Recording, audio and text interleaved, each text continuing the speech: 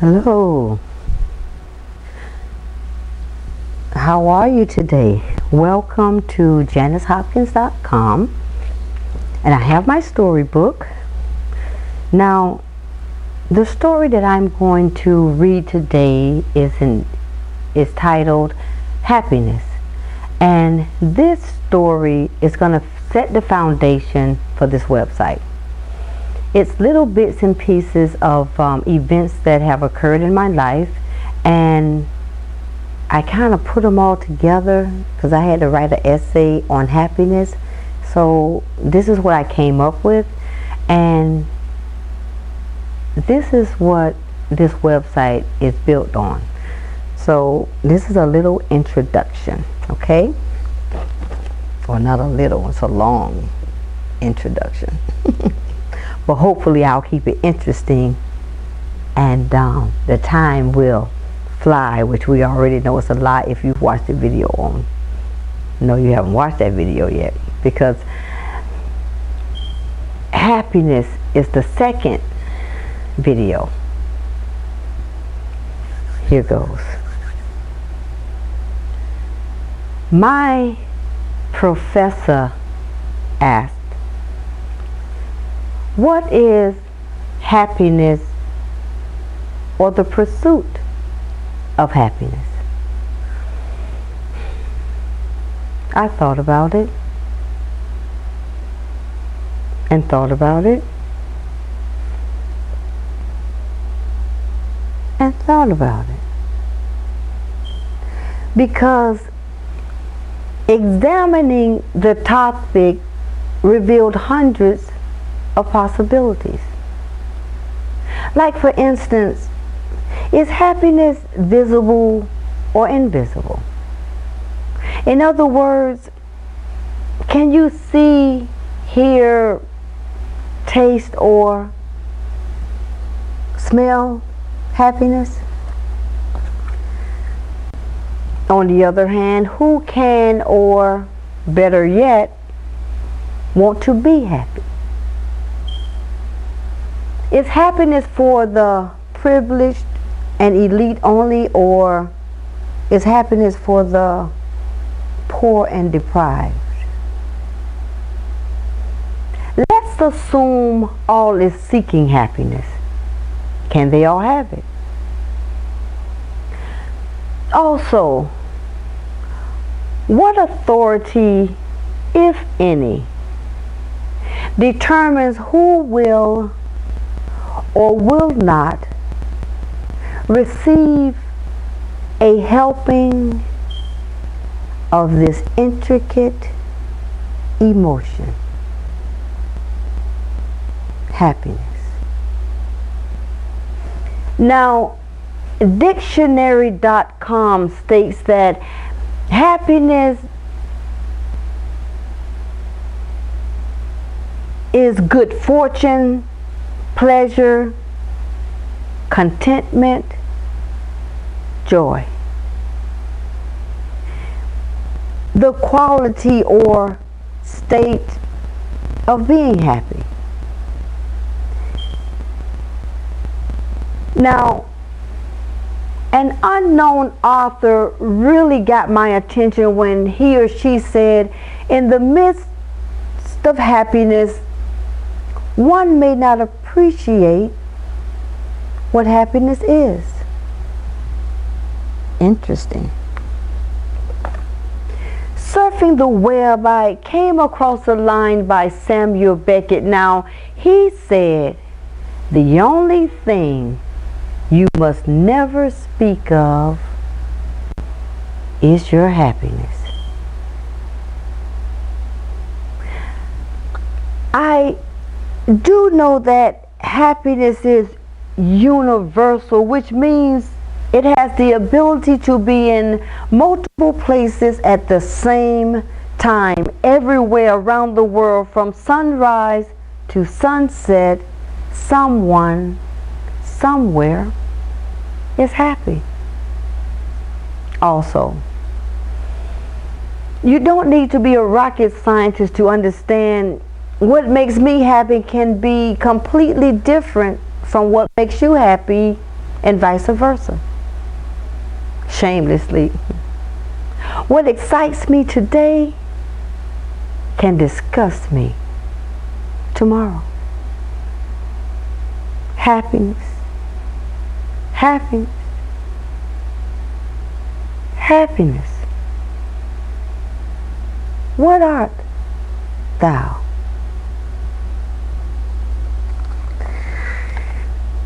Maybe a simple answer to this powerful question can be found inside of my special mirror. For me, there's nothing like taking a glance into the mirror of my past. Sometimes I'm happy with what I see, and sometimes I'm not. Today, though, I'm really going to put this mirror of mine to the test because I need to go back in time at least 45 years. Mirror, mirror in my hand, take me back as far as you can. Well, at least 45 years. Ooh. Wow, it worked. Oh my goodness, oh my goodness. Boy, was I a little cutie. It appears as a young girl, I didn't find much joy in playing with dolls. Maybe because I didn't have any. For me, it was all about make-believe. And my favorite game to play was Storehouse. Now, for those of you who don't know what a storehouse is, let me bring you up to speed. It's a store inside of a house, storehouse. Except there is no cash register, shopping bags, or sales tax. Now, because they made money, I wanted one of those storehouses really, really bad. So one Friday, I decided to spend my allowance on candy to sell. I bought $1 worth of candy from the African American owned corner store up the street to sell from my little table. I paid 3 cents for each piece of candy and sold the candy for 3 cents. What did you expect from a 5-year-old? I had a candy storehouse and it made me happy. My first puppy love relationship, first kiss and first car, they made me happy. Walking across the stage to receive my high school diploma, happiness. Strolling down the aisle to the "Do you take this woman to be your lawfully wedded wife" speech, happiness. My firstborn and secondborn, happiness. Getting a job, receiving a promotion, and making lots of money. Very happy, happy, happy. Buying a house and turning it into a home. Happy. Shopping. Wait a minute. What kind of silly question is that? Of course, shopping makes every girl and some boys happy. Starting a business and being my own boss were moments that caused me to overflow with bubbles of joy. Wow! My special mirror is full of happy memories. Life has been good to me.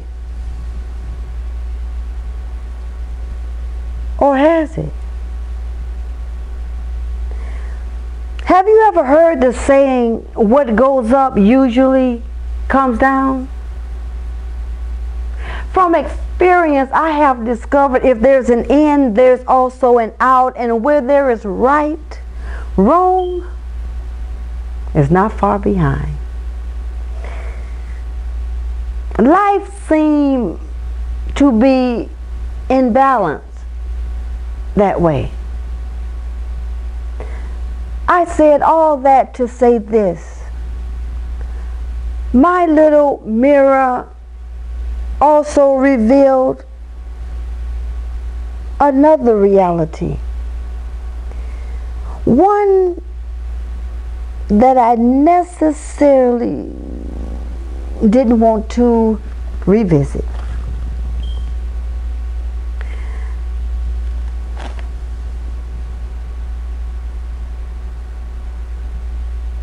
Sometimes we are happy with what we see and sometimes we're not. Take for instance my little candy store.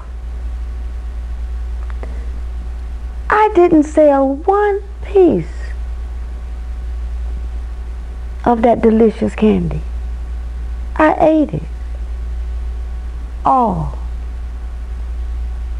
My first boyfriend, that puppy love relationship, I can't even remember that brother's name. My first car, I can sum that one up in a single word: environmentalist. If they're on their jobs, which I know that they are, my little blue car that I love so dearly, more than likely has been scrapped and recycled 3, maybe 4 times by now. Graduation. Let's just say that piece of paper, my diploma, worthless. I couldn't even read. My GPA was a 1.9. The only reason I even graduated is because I had extra credits. Thank goodness for sewing and teacher's aid classes. They gave me an easy, breezy senior year. It's a shame I didn't understand the value of English, math, science, and social studies, which did come back to embarrass me later in life. My first marriage ended in divorce. My first and second born, they're all grown up. They don't even need me anymore. Wait a minute. Did I just say that? My first and second born, do they ever leave home? Don't answer that. Sadly, I also discovered that promotions can be replaced with demotions, and before it's all said and done, those demotions, well, they can be replaced with pink slips, accompanied by the words, "We don't need you anymore." Unemployment will cause bank accounts to vanish. Unfortunately, there's another saying I became too familiar with during my times of sorrow. When it rains, it pours. What I once believed was the greatest business idea in the world was shattered at the hanging of going out of business signs. Happiness, happiness, happiness. Where did you go, my happiness? Why, oh why are you avoiding me? But no matter how much I called, my happiness would not answer. It could be because I hadn't hit rock bottom yet. The reality is, if you miss 1, 2, 3 mortgage payments in a row, a dream house can become a reoccurring nightmare. I must confess, during those times when my happiness went away missing, I had the strangest urge, craving, if you will, to cry, scream, kick something while jumping off of something. But before I could cry, scream, kick, break while jumping, I was interrupted by a knock at the door. Rock bottom finally arrived in the form of foreclosure papers. In that moment, I understood 2 words better than I ever understood them before: numb and zombie. I had evolved into a wide awake, slow moving sleepwalker. With open arms, misery and depression squeezed me ever so tight. Too weak to resist, I squeezed back. Oh, happiness, happiness. Where in the hell art thou? Who among us is able to capture happiness and hold on to it uninterrupted? This answer I now seek. On a quest instigated by my professor, I noticed a pattern in my life. My happiness emotions were aroused whenever I benefited from someone or something outside of me. If I had it in my possession or if it was under my control, I was happy. If not, I was unhappy. There was no in between. As far as I could tell, the middle didn't exist.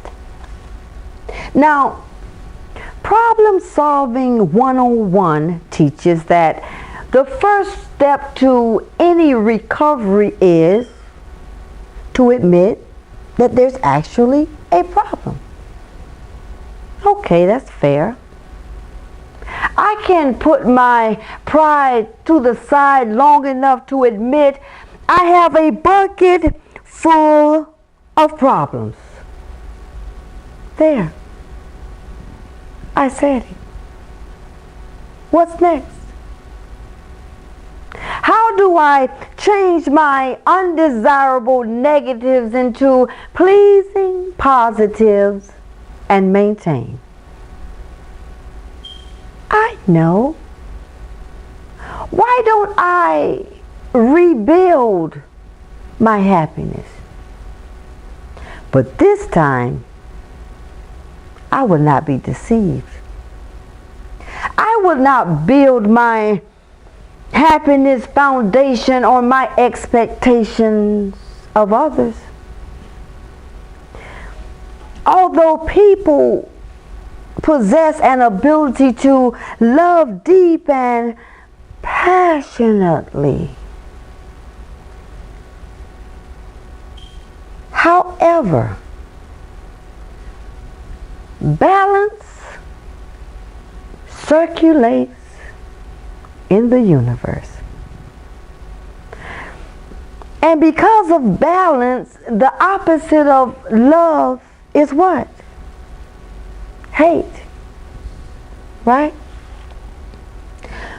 Which can cause people to be unstable, unpredictable, and downright ugly. Now, for argument's sake, let's assume you never have the displeasure of experiencing the ugly side of people. There is yet another truth to be considered. Sadly, people die. And what if the deceased was the center of my happiness and I suddenly find myself forced to live life in the absence of that person whom my whole world revolves?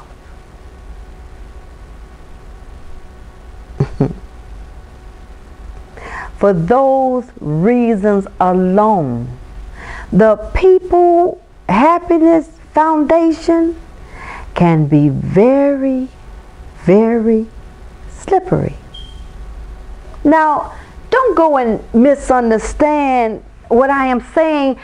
I am not saying that people can't be a part of my happiness. They just shouldn't be the source of my happiness. This time around, when rebuilding my happiness, I must be cautious of status and titles. They also can be deceivers. Status and titles have a way of presenting you on top of a pedestal as high as a mountain one day. But in the next rotation, the complete opposite can occur. You wake up and find that you are blacklisted, friendless, lonely, in distress, addicted, homeless, or even incarcerated. Wondering what happened yesterday. I was on top of the world. Yes, I must be extremely cautious of status and titles when rebuilding my lasting happiness. Now, don't go and misunderstand what I am saying. I am not saying that status and titles can't be a part of my happiness. They just shouldn't be the source of my happiness. Okay. Let's see. What else has the potential of tricking me when rebuilding? I know. Although I love tangible material wealth. Not gonna lie, love it. I need to be very careful when mingling my future happiness with the likeness of those here today but can be gone tomorrow components. Not only can they vanish like Houdini, I have also discovered that money doesn't necessarily guarantee happiness. What if I was the wealthiest person on earth, but diagnosed with an incurable disease, with only 24 hours to live? Do you think money would matter? I think not. Personally, I know material things are stolen, they break or become outdated, and if none of that occurs, it's just a matter of time before boredom takes control and the thrill is gone. Have you ever wanted it until you finally got it, and then once you had it, it wasn't as desirable as it was before you conquered it? Just asking. I am sure that we all know that you can pass it out before you leave, and you can will it out after you die, but you cannot take it with you when the body dies. Now don't go and misunderstand what I am saying. I am not saying that material wealth can't be a part of my happiness. It just shouldn't be the source of my happiness. Dang. If I can't rebuild my happiness on people, status, titles, or material wealth, what foundation is suitable for long-lasting happiness? I know. My goodness. Apparently, I had to go through all of that mumbo jumbo to arrive here. The answer I searched so long and hard for is right in front of me. So simple until I almost missed it. Although the answer is simple, it can seem difficult. Let me explain. I realized from the second I was conceived until this very moment, right here, right now, I have never ever separated me from myself. Is that even possible?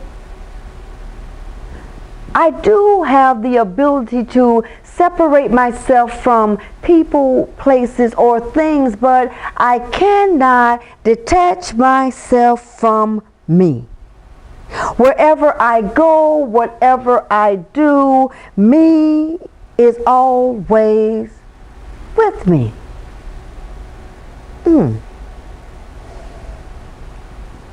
Here is where a problem can occur. What if I don't like me? What do I do under those circumstances? When rejected by people, is me enough to maintain my happiness? If my desirable title is deleted, will me be enough to sustain my happiness? If my bank account has a zero balance, does me have the ability to comfort me and assure me that this too shall pass? Wow! A major piece of my happiness puzzle have been located. One piece. How I feel about me is extremely important. It is me that I must train to keep my emotions in balance. See, I told you it was simple, but I also stated it is difficult. Why? Well, because I now know that it is not the responsibility of my status, title, material wealth, or other people to determine which direction my happiness gauge face. It starts with the inner me. Do I like me?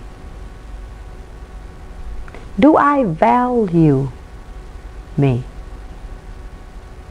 Do I believe in me? If the answer is no, then what?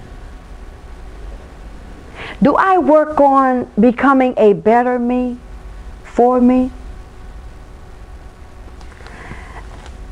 Do I have the ability to forgive me and to give me another chance if need be and move on? Do I trust me? When necessary, can I be firm with me and tell me, no, don't stop now? Can I stimulate me? Persuade me to laugh at and with me? Most of all, am I at peace with me? Inner peace with oneself, I believe, is one of the main elements of a strong happiness foundation.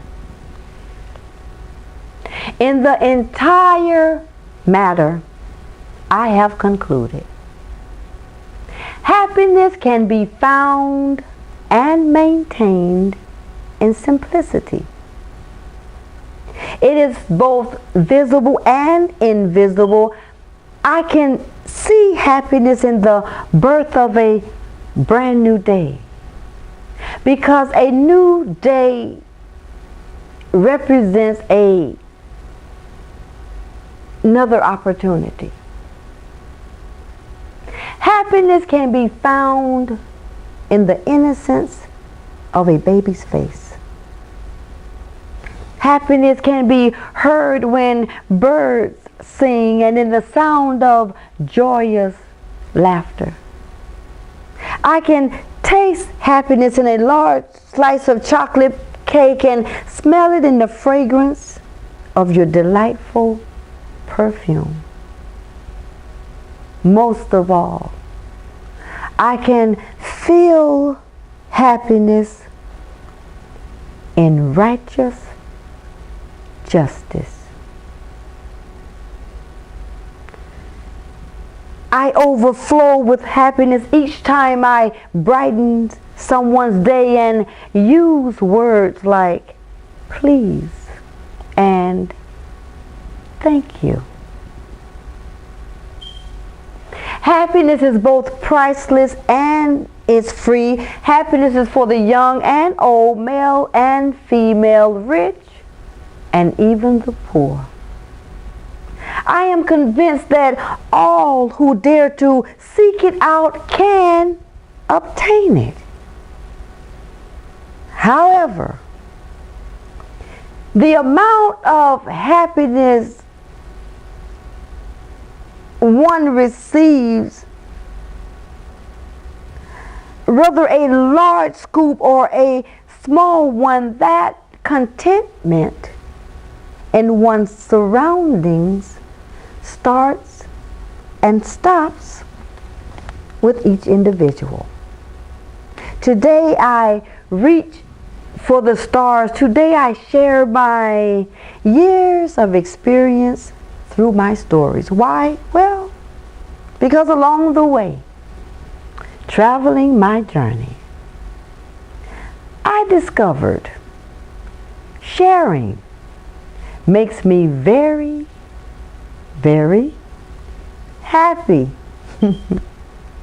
So, as my professor passed the baton to me, likewise, I pass it to you. What is happiness or the pursuit of happiness to you? Think about it. Thank you very much for tuning in to JaniceHopkins.com, the She Said What website. Come back. Come back. The next story after happiness is Time. Go watch Time. It's time to watch Time. Thank you very much. Peace out.